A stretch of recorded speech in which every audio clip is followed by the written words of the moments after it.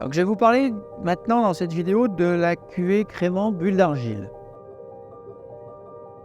Dès que j'ai commencé à faire des vins sans sulfite en 2012, j'ai donc arrêté d'en mettre et mis les jus de cuvée de Pinot et de Chardonnay à fermenter en fût comme je pratique pour la tradition. Ça s'est évidemment bien passé, les vins ne se sont pas oxydés du tout et on a alors envisagé de faire une première cuvée de bulles sans sulfite jusqu'au bout. Et tant qu'à faire, en méthode ancestrale, c'est-à-dire sans aucun sucre ajouté, donc mise en bouteille avec du sucre résiduel du raisin. Un procédé assez élitiste et plutôt rarissime dans le monde des crémants et même en Champagne.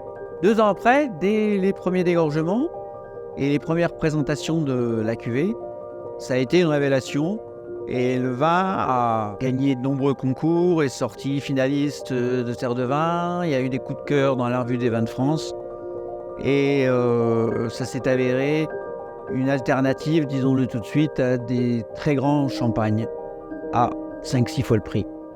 Un jour, il est arrivé ex aequo dans une dégustation d'un club avec un Bollinger Grande Année, une cuvée à 8 fois le prix.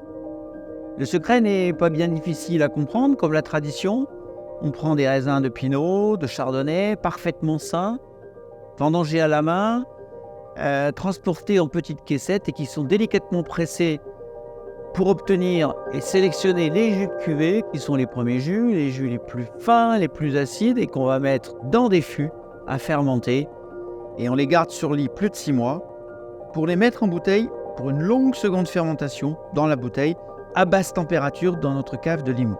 Ensuite, on remue et on dégorge sans ajouter de dosage, ce qui en fait donc un brut nature.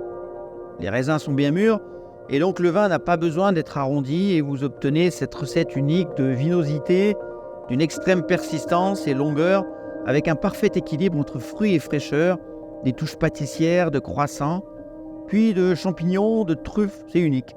C'est sec, mais pas acide. Et du coup, c'est pas vraiment pour tout le monde. Donc pas pour un vin d'honneur, mais plutôt un vin de gastronomie en accompagnement d'une viande blanche, d'un poulet de Bresse aux truffes et girolles. Eh bien, découvrez-la.